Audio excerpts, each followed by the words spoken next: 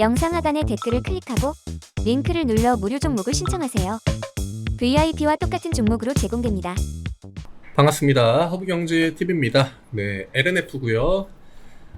일단은 뭐 오늘 호재가 나왔죠. 호재가 나오고 장 초반에 오전장에는 확실히 LNF가 좀 시장을 뭐 주도한다는 느낌, 정말 오랜만에 좀 있었죠. 2차전지 종목들 가운데 LNF 혼자 약간 독주하는 그런 움직임을 보여줬는데, 저는 오늘 LNF가 보여준 움직임은 그래도 평상시보다 좀 많은 의미가 있다라고 보여지고요.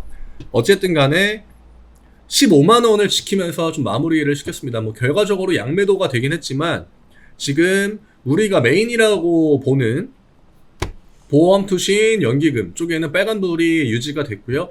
사모펀드랑 금투에서 나온 매도 물량이 이제 기관을 파란불로 만들었기 때문에 우리가 뭐 지금 위치에서 이런 거에 너무 막 그렇게 민감하게 반응할 필요는 없을 것 같아요.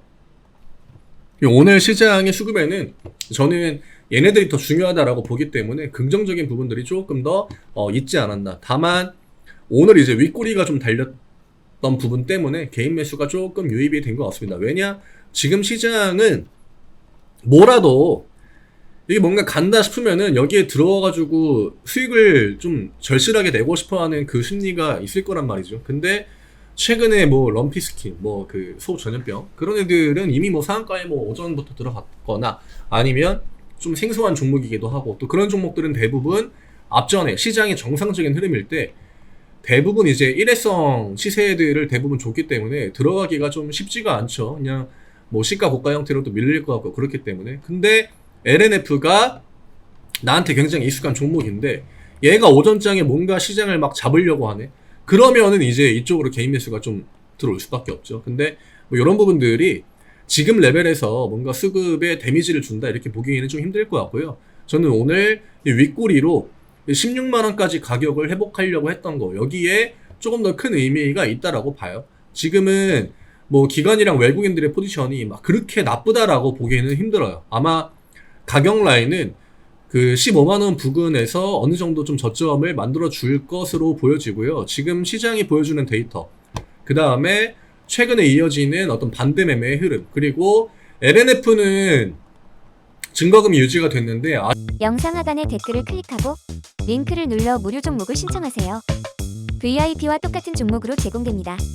아시겠지만 키움 쪽에서 그 영풍재지 사태를 이제 뭐 빌미로 삼은 건지 아니면 영풍재지 때문에 심각성을 느낀 건지 모르겠지만, 기존에 이제 에코프로나 에코프로 BM이나 포홀이나 포스코 DX나 그다음에 레인보우 로보틱스, 뭐 인벤티지랩 이런 종목들을 주말 사이에 오늘부터 증거금률을 100%로 대거 변경했습니다. 이 얘기는 이제 신용 어떤 미수 이런 것들로 인해서 더 이상 데미지를 받지 않겠다. 자기네 회사는 그거에 대한 의지를 확실하게 좀 보여준 거거든요.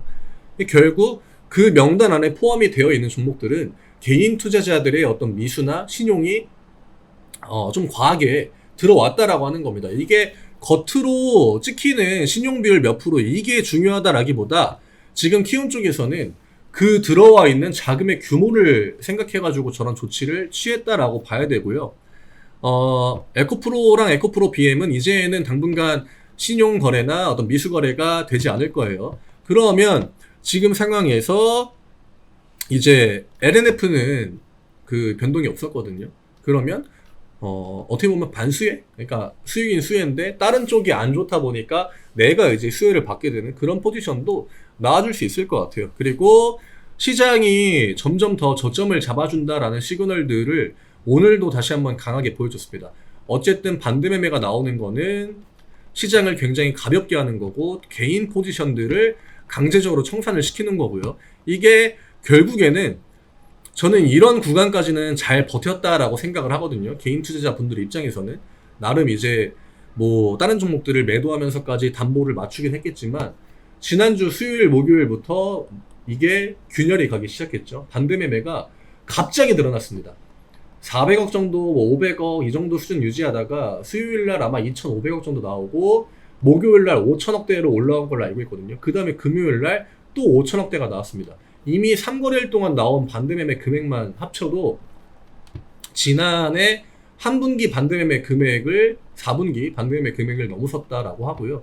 아마 오늘도 반대매매가 어마어마했을 거라고 저는 보고 있기 때문에 거의 한 4거래일 동안 한 2분기 반대매매 금액이 한 번에 다 나오지 않았을까. 네, 이렇게 생각합니다. 이거는 뭐 어쨌거나 내가 반대매매를 당했다라고 하면은 정말 뼈아픈 데미지가 계좌에 발생이 될 수밖에 없겠지만, 내가 뭐 딱히 신용으로 매수하지도 않았고, 또 내가 뭐 미수 같은 거를 쓰지 않았고, 그냥 현금으로 뭐 지금 손실폭은 크지만 어쨌든 간에 난 그냥 버텼다라고 하시는 분들한테는 저는 플러스 되는 부분들이 좀 있지 않을까, 이거 좀 크지 않을까 이렇게 생각을 하고요. 결국 외국인들과 기관들이 의도했던 시장을 좀 가볍게 만드는데, 그게 대부분 다 2차전지 쪽으로 공격이 집중이 됐다라고 하는 거. 제가 늘 이야기 드렸지만 반도체 같은 거는 공격 거의 안 했습니다. 지금 뭐 우리가 그냥 대표적으로 뭐 두산, 테슬라, 제가 또 영상을 찍었던 이런 종목들, 그 다음에 뭐 하나 마이크론 뭐 이런 종목들 봐도, 그쵸? 하나 머티리얼즈 이런 종목들 그냥 데미지를 안 줬거든요. 외국인들 기관들의 포지션은 크게 변화가 없습니다. 뭐 반도체가 그렇다고 특별히 더 2차전지보다 좋았느냐? 그것도 아니에요. 냉정하게 보면은. 근데 외국인과 기관들은 이런 흐름들을 시장 안에서 만들어줬다라고 하는 거죠.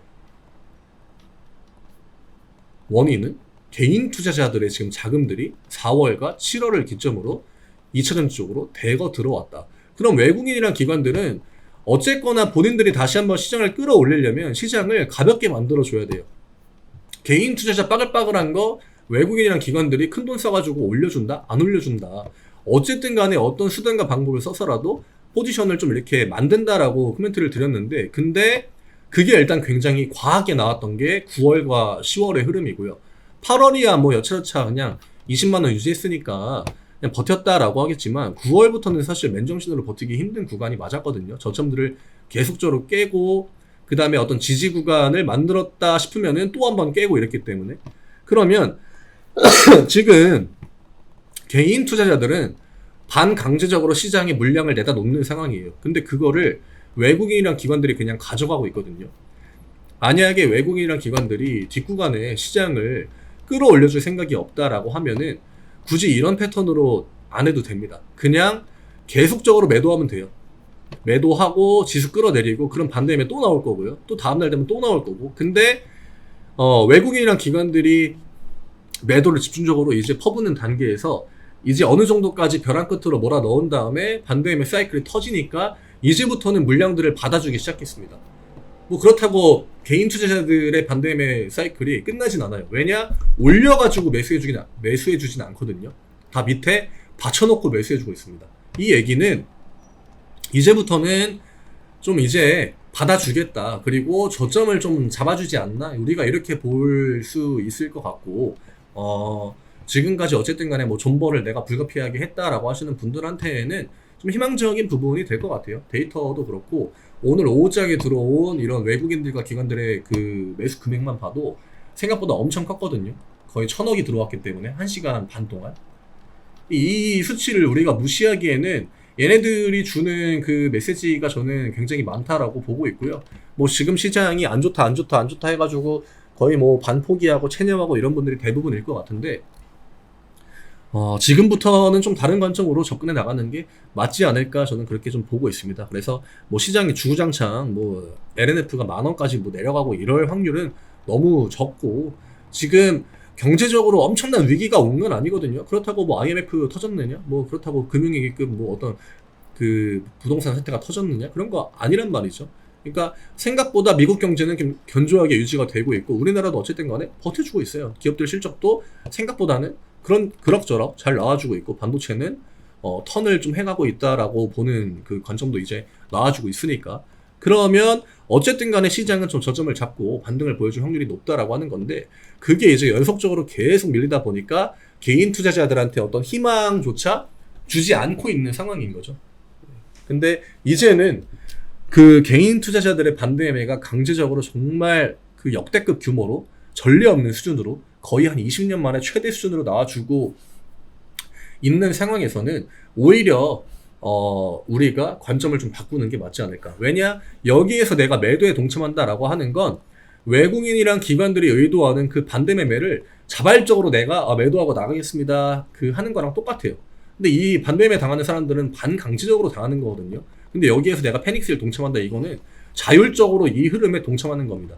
근데 굳이 지금 상황에서 그럴 필요까지는 없지 않을까. 그리고 늘 주식시장은 이런 패턴들을 보여준 다음에 시장을 굉장히 가볍게 만든 다음에 그 다음에 어느 정도 좀 이렇게 강한 반등 구간을 만들어 줬다라고 하는 거, 이런 부분들을 오늘 우리가 조금 더 중점적으로 생각을 해야 되지 않을까 이렇게 보고 있습니다. 그래서 오늘 이 정도로 정리해드리면 될 것 같고요. 오늘 시장은 저는 굉장히 많은 의미가 있다라고 생각합니다. 8월, 9월, 10월 시장 통틀어서 오늘만큼 시장 내에서 주는 어떤 유의미한 데이터가 많았던 적은 저는 없었다라고 봐요. 내일 다시 또 인사드리도록 하겠습니다. 같이 파이팅 하시죠. 내일 뵙겠습니다.